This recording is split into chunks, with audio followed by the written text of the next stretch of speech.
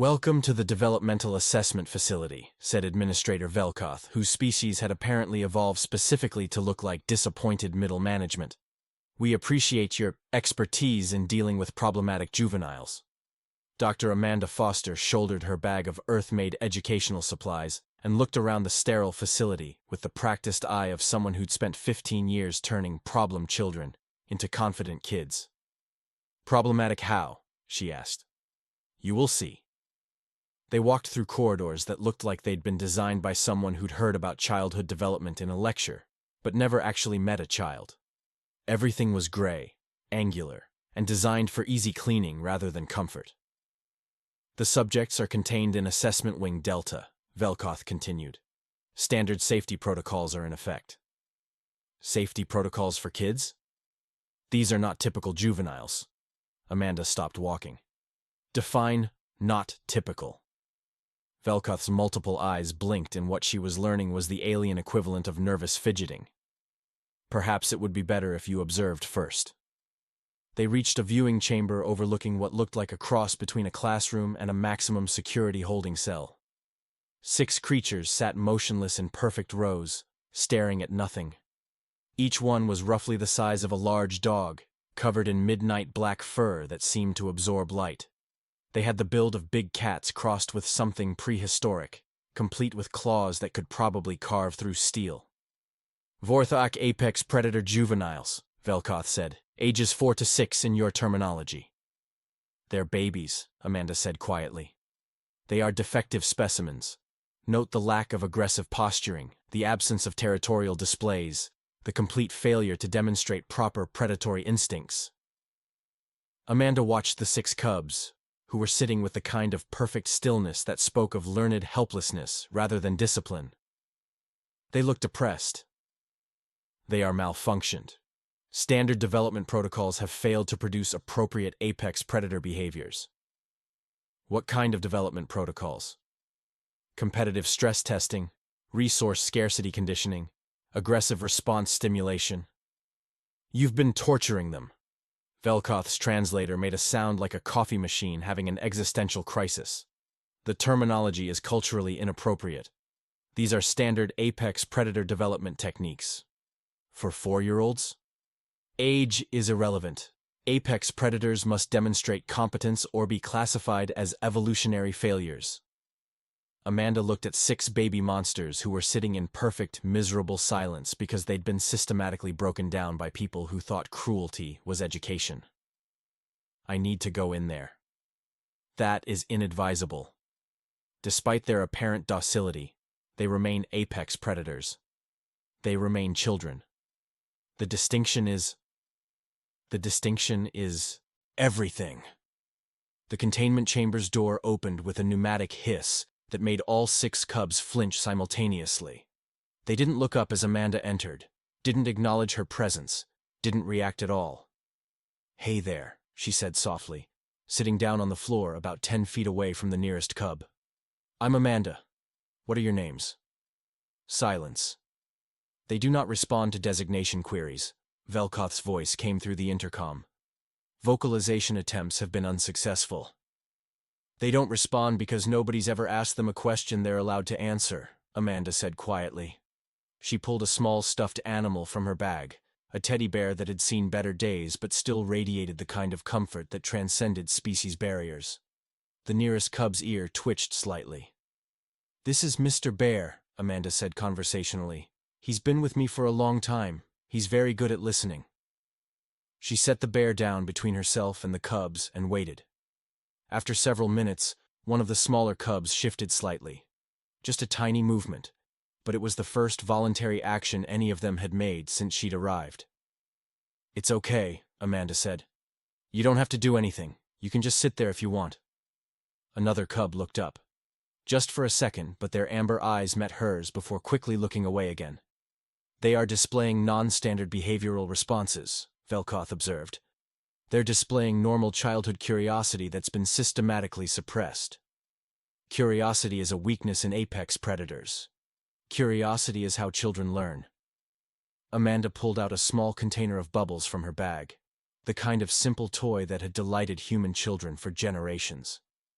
She blew a stream of iridescent spheres into the air. All 6 cubs looked up simultaneously. "Pretty, right?" Amanda said, blowing another stream. One bubble drifted toward the largest cub. It popped gently against his nose. The sound he made was barely audible, but it was definitely surprise rather than alarm. "Wanna try?" Amanda held out the bubble container. The cub looked at her, then at the container, then back at her with an expression that clearly said he wanted to but didn't dare. "It's okay," she said. "There's no right or wrong way to play with bubbles." The concept of no wrong way seemed to break something in the cub's conditioning. He moved forward slowly, cautiously, like he expected to be punished for showing interest. Amanda handed him the bubble wand and showed him how to blow gently. The first bubble emerged, wobbled uncertainly, and drifted toward his siblings. The second followed. Then a third. The other cubs watched with obvious fascination as their brother created floating spheres of joy from nothing but soap and breath.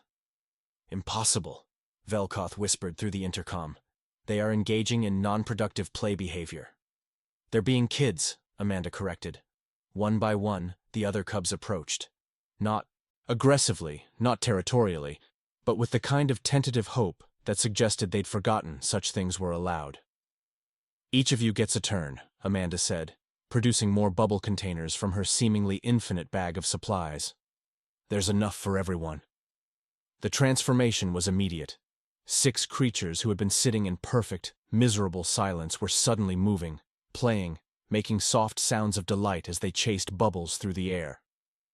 "This is unprecedented," Velkoth said. "They are demonstrating pack cooperation behaviors. They're demonstrating sibling play behaviors. Apex predators do not engage in cooperative play. These apex predators do." The cubs were getting more confident, starting to interact with each other as well as with Amanda. The largest one brought her a bubble he'd managed to catch intact, offering it like a gift. "Thank you," she said seriously. "That's a beautiful bubble." His response was a sound that was definitely pleasure. "They are forming attachment bonds," Velkoth observed with what sounded like horror. "They're making friends." This was not the intended outcome. What was the intended outcome? Demonstration of their fundamental inadequacy as apex predators. Amanda looked at 6 cubs who were now engaged in an elaborate game involving bubbles, gentle wrestling, and what appeared to be rudimentary tag. "Schedule the assessment," she said. "I beg your pardon? You want to prove they're defective? Fine. Set up your test, but we're doing it my way." "Your way?" "Age-appropriate challenges that actually test their capabilities instead of breaking their spirits. But they have already demonstrated their inadequacy through standard protocols. Your standard protocols are designed to create failure. Let's see what happens when we design for success." The cubs had discovered that they could work together to create bigger bubbles, combining their efforts in ways that showed both intelligence and cooperation. "This is highly irregular," Velkoth protested. "This is highly effective." "If they succeed?"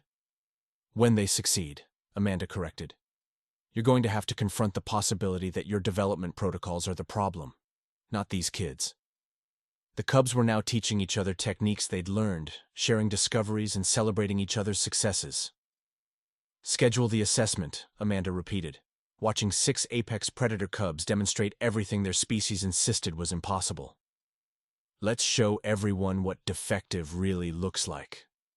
The largest cub approached her with another carefully captured bubble, but this time he didn't offer it as a gift. Instead, he gently released it near her face and watched with obvious delight as she pretended to be surprised when it popped. "They are learning humor," Velkoth said faintly. "They are learning joy," Amanda corrected.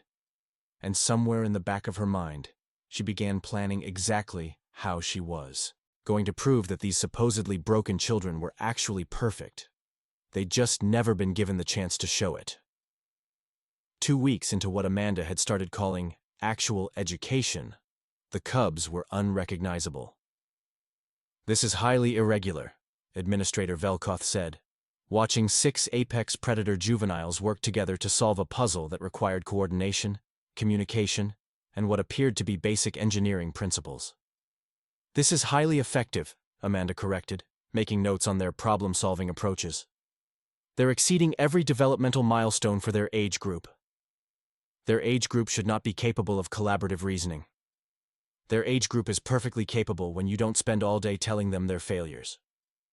The cubs had constructed an elaborate bridge out of building materials, taking turns testing weight limits and adjusting their design based on results.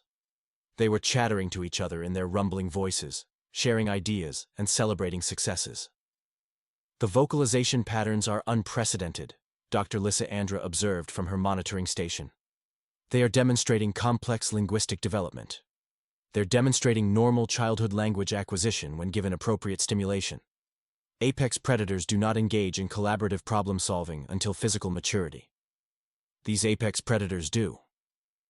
The largest cub, who had started responding to Nova when Amanda asked what he wanted to be called, approached her with the completed bridge model. "Very good," she said seriously. "You figured out load distribution and structural integrity. That's advanced engineering." Nova's response was a sound of obvious pride, but there was something else there too. Confidence. The kind of self-assurance that came from having adults believe in your capabilities. "They are developing inappropriate emotional attachments," Velkoth said. "They're developing healthy self-esteem. Self-esteem is contraindicated in apex predator development. Self-esteem is contraindicated in your development protocols because you're trying to break them down instead of build them up." The cubs had moved on to their next activity, a scavenger hunt that required them to identify objects by description and work together to collect them. They moved through the space with purpose and coordination that spoke of growing confidence in their own abilities. "Dr. Foster," came a new voice through the intercom. "This is Commander Zethkara, Developmental Assessment Division. Please report to administration immediately." Amanda looked at the cubs, who had gone very still at the sound of the authoritative voice. "It's okay," she told them quietly. "Keep working on your project. I'll be back soon." "This is not optimal," Nova said in his careful, newly learned standard. "No, but sometimes we have to deal with not optimal situations. That's part of growing up." The administration office looked like it had been designed by someone who confused impressive with intimidating. Commander Zethkara stood behind a desk that could have doubled as a landing platform, flanked by what appeared to be half the facility's senior staff. "Dr. Foster," the commander said without preamble, "you are contaminating the test subjects. I'm educating the children. You are introducing inappropriate behavioral modifications that compromise the integrity of our assessment protocols. I'm introducing age-appropriate learning opportunities that allow them to demonstrate their actual capabilities. Their actual capabilities are deficient. That is why they are here." Amanda looked around the room at aliens who were treating the systematic abuse of children like a bureaucratic procedure. Their capabilities are exceptional. They've been systematically undermined by protocols designed to create failure. The protocols are based on thousands of years of apex predator development research. The protocols are based on the assumption that cruelty produces strength. It doesn't. It produces trauma. Commander Zethkara's expression suggested she'd just declared that gravity was optional. "These subjects were scheduled for termination," he said flatly. "A junior administrator's emotional compromise delayed the process. Your intervention is prolonging unnecessary suffering." Amanda felt something cold settle in her chest. "You were going to kill them. We were going to prevent their continued existence as evolutionary failures." "They're not evolutionary failures. They're children who needed someone to believe in them. They are genetic defects that cannot fulfill their species' requirements." "Have you actually tested that hypothesis, or did you just assume it based on your broken protocols?" The silence that followed was telling. "I want a formal evaluation," Amanda said. "Standard apex predator competency testing, but administered under proper educational conditions. That is irregular. That is scientific method. You have a hypothesis that these cubs are defective. I have a counter-hypothesis that your methods are defective. Let's test both. The subjects have been contaminated by your interventions. The subjects have been educated. If education compromises your test results, Maybe you should examine what you're actually testing. Commander Zethkara exchanged glances with his staff that suggested they were having the kind of internal communication that excluded humans. Very well, he said finally. Formal assessment will be scheduled. Standard protocols, standard evaluators, standard measures. Fine. But the cubs get proper preparation time, and I get to explain the testing process to them in age-appropriate language. Age-appropriate language is not relevant to apex predator assessment.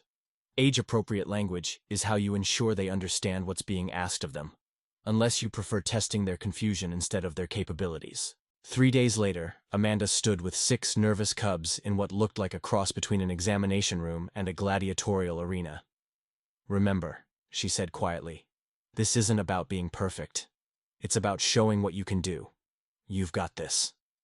The cubs arranged themselves in their now familiar supportive formation, ready to face whatever challenges the evaluators had prepared. Subjects will be tested individually on standard apex predator competencies, announced the lead evaluator. Spatial reasoning, resource competition, predatory response, territorial defense, and survival adaptation.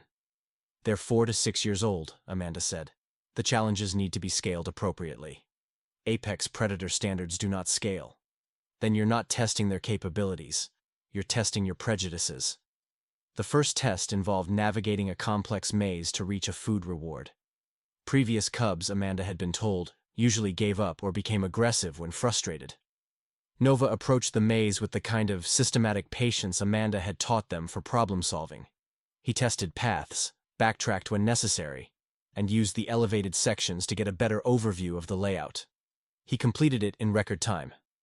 Acceptable, the evaluator said, though he sounded surprised. The second cub, Luna, was given a resource competition scenario.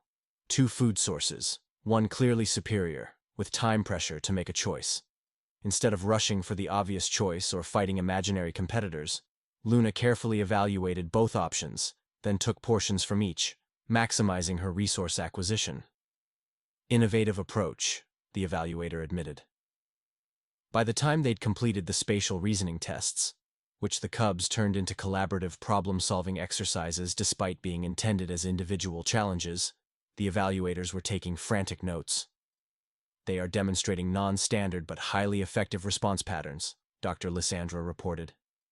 They are demonstrating creative problem-solving skills, Amanda corrected. The predatory response test involved stalking and capturing a mechanical prey item. Previous subjects had typically failed due to either over-aggression or fearful hesitation. The cubs turned it into a coordinated pack hunt, taking turns as primary stalker while the others provided support and distraction. They captured the target in half the time any individual cub was expected to manage.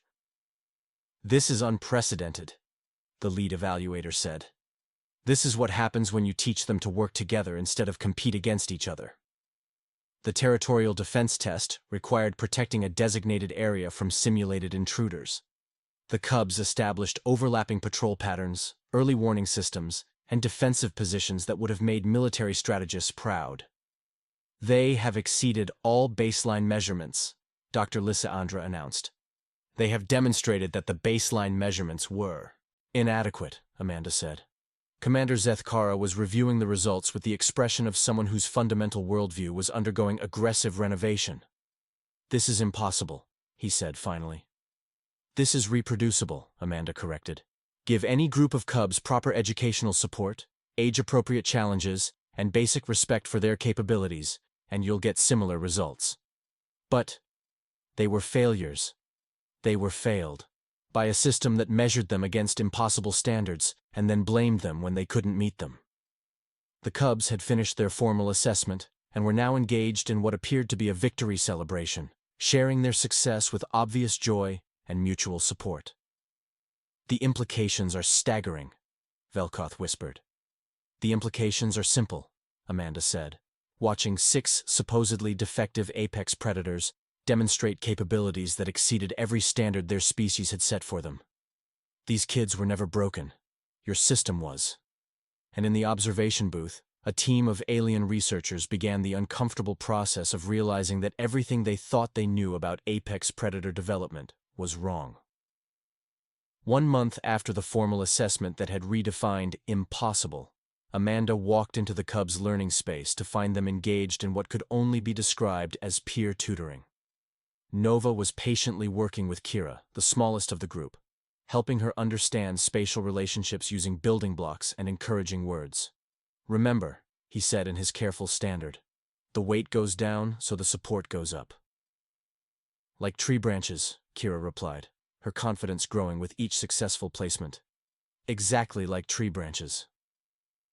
Amanda felt that familiar flutter of pride watching 6-year-old apex predators demonstrate emotional intelligence that most adults struggled with. "Dr. Foster," came Administrator Velkoth's voice through the intercom, now carrying tones of bewildered respect rather than dismissive authority.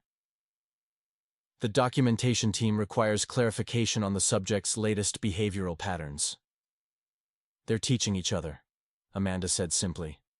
"It's called peer learning. Apex predators do not engage in knowledge transfer behaviors. These apex predators do." Through the observation windows, she could see the documentation team frantically taking notes, as Orion showed Zara how to solve a logic puzzle by breaking it into smaller components, while Phoenix and Storm worked together on a creative art project that involved intricate patterns and color theory. "They are demonstrating instructional behaviors typically associated with adult social hierarchies," Dr. Lysiandra reported. "They're demonstrating normal childhood development when given appropriate educational stimulation," Amanda corrected. "Their cognitive advancement exceeds all predictive models for their age cohort." "Their cognitive advancement is exactly what you'd expect when you stop telling children they're stupid and start teaching them they're capable." Luna approached Amanda with a complex origami creation she'd been working on, a skill Amanda had introduced to develop fine motor control and patience. "I made you a flower," she said, offering the delicate paper sculpture with obvious pride. "It's beautiful," Amanda said seriously. "The symmetry is perfect, and the color choices show real aesthetic sense." Luna's response was a sound of pure happiness, but there was something else there too. A question. "Amanda," she said carefully, "why did the old teachers tell us we were broken?" The documentation room went completely silent. Amanda knelt down so she was at eye level with Luna. "Because they made a mistake. They confused being different with being wrong." "But we weren't different," Nova said, joining the conversation with the other Cubs gathering around. "We were just scared. And when you're scared, it's hard to show how smart and capable you really are." "So they were wrong about us?" Orion asked. Amanda felt the weight of 6 pairs of amber eyes looking to her for truth about a systematic injustice they were only beginning to understand. "Yes," she said simply. "They were wrong about you." "Were they wrong about others like us?" Kira asked quietly. The documentation room's silence had taken on a quality that suggested several careers were being re-evaluated in real time. "Probably," Amanda said honestly. "And that's something we might be able to help fix." The Cubs exchanged glances that carried the kind of communication she'd learned to recognize as rapid information sharing. "Could we teach other Cubs?" Nova asked. "The way you taught us?" "You already are teaching each other. But other Cubs who are still scared, who still think they're broken." Amanda looked at 6 apex predator children who had gone from scheduled termination to peer tutoring in 2 months and felt something that might have been hope. "That's a very grown-up idea," she said, "and a very good one." Her comm unit chose that moment to crackle with an incoming priority message. "Dr. Foster," came Commander Zeth Kara's voice, tight with what sounded like barely controlled panic. "Report to administration immediately. We have a situation." The administration office now felt less like an intimidation chamber, and more like a crisis management center. Multiple screens displayed what appeared to be news feeds, data analysis, and what looked suspiciously like protest footage. "Dr. Foster," Commander Zeth Kara said without preamble, "your educational methods have created a political incident. My educational methods have created successful students. Your successful students have created public awareness of our assessment protocols." Amanda looked at the screens, where she could see footage of other Vorth'ak Cubs in various facilities, all showing the same defeated postures and learned helplessness she'd first observed in her 6 charges. Someone leaked the documentation, she realized. Someone released comprehensive footage comparing standard developmental protocols with your alternative methods. On one screen, cubs sat in perfect, miserable rows under harsh lighting. On another, her cubs worked together on collaborative projects, chatting and laughing and displaying confidence. The public is demanding explanations, Velkoth said weakly. The public is seeing what happens when you treat children like children, instead of like experimental subjects. The political ramifications are severe, Commander Zethkara continued. Multiple families are demanding reassessment of cubs currently classified as defective. Multiple families are demanding you stop torturing their children. The assessment protocols are scientifically validated. The assessment protocols are systematically abusive, and your own data proves they don't work. Her comm unit buzzed with an incoming message from the cubs' learning space. Amanda, came Nova's voice. There are people outside who want to see us. Through the security feed, Amanda could see a small crowd gathering outside the facility. Vorth'ak families, holding signs she couldn't read, but whose emotional content was unmistakable. They want their cubs back, she said quietly. They want their cubs reassessed using your methods, Commander Zethkara corrected. Same thing. Your methods were designed for a specific group of subjects under controlled conditions. My methods were designed for children who needed someone to believe in them. That's not exactly a rare condition. The crowd outside was growing. Amanda could see cubs among the adults, other defective specimens who had been warehoused in similar facilities throughout the system. Public pressure is mounting for systematic reform of developmental assessment protocols, Dr. Lysandra reported. Public pressure is mounting for you to stop emotionally abusing children, Amanda translated. The implications for existing assessment infrastructure are staggering. The implications for thousands of cubs who've been told they're worthless are more important. Her comm buzzed again. This time, it was Phoenix. Amanda, the scared cubs outside want to know if we can show them the bubble game. Through the security feed, she could see her 6 students pressed against the windows, making encouraging gestures to the cubs in the crowd, who were still exhibiting the defeated postures she remembered so well. Dr. Foster, Commander Zethkara said, we need a controlled demonstration. Something that allows the public to observe your methods without creating additional complications. Amanda looked at the crowd of families who had been told their children were evolutionary failures. Then at the footage of her cubs teaching each other and building confidence through basic kindness and age-appropriate expectations. Set up a public educational session, she said. Let them see what happens when you treat apex predator cubs like the intelligent, capable children they actually are. That is highly irregular. That is highly overdue. The documentation team was already moving, preparing cameras and public address systems for what would become the most watched educational demonstration in Vorth'ak history. Dr. Foster, Velkoth said quietly, you realize this will fundamentally change how our species approaches child development? Amanda looked at her 6 former failures, who were now eagerly preparing to teach other cubs that being different didn't mean being broken. That's exactly the point, she said. And for the first time since arriving at the facility, she felt like the real work was just beginning. 6 months after the public demonstration that had sparked system-wide educational reform, Amanda stood in what was now called the Assessment Center for Developmental Excellence, watching her former students prepare for their final competency evaluations. They were no longer the broken, defeated cubs she'd first encountered. Nova stood confidently at the head of his group, organizing their approach to the complex challenge ahead. Luna was reviewing strategy options with the methodical patience of someone who had learned to trust her own analytical abilities. Phoenix, Orion, Storm, and Kira moved with the easy coordination of creatures who had learned to value each other's strengths.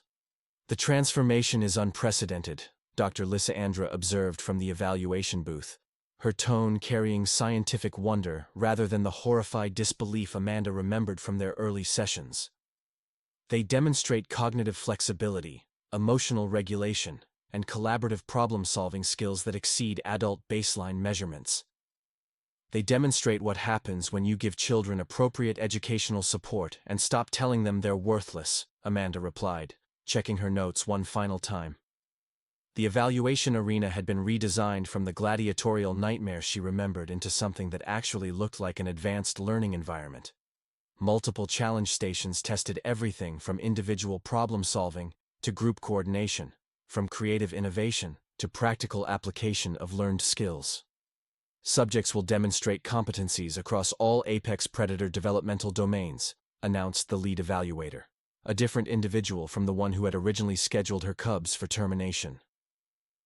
Assessment will determine placement in advanced educational tracks and societal integration pathways. Translation: they're testing to see which universities want them, Amanda said quietly. The cubs had gathered in their familiar supportive formation, but there was something different about their posture now. Not the defensive huddle of creatures expecting abuse, but the confident stance of students ready to show what they had learned. Remember, Amanda called to them, this isn't about being perfect. It's about showing how you think. We know, Nova replied, his standard now carrying the easy confidence of someone comfortable with multiple forms of expression. You taught us that learning is more important than knowing. The first challenge involved resource management, a complex scenario requiring the cubs to allocate limited materials across multiple competing priorities while adapting to changing conditions. Previous testing protocols had typically resulted in aggressive competition and zero-sum thinking.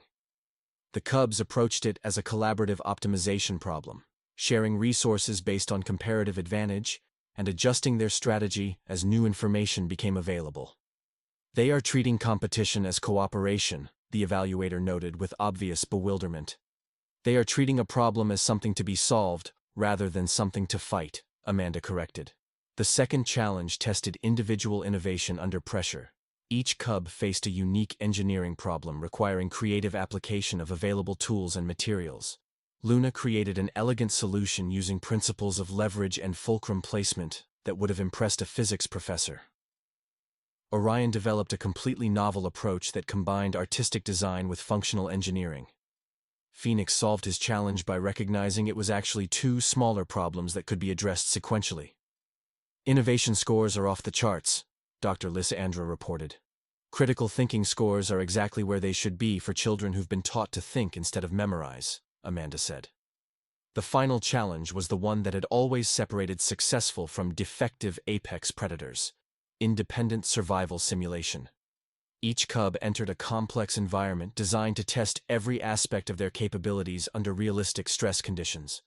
But instead of approaching it as individual trials, the cubs had somehow coordinated a support network.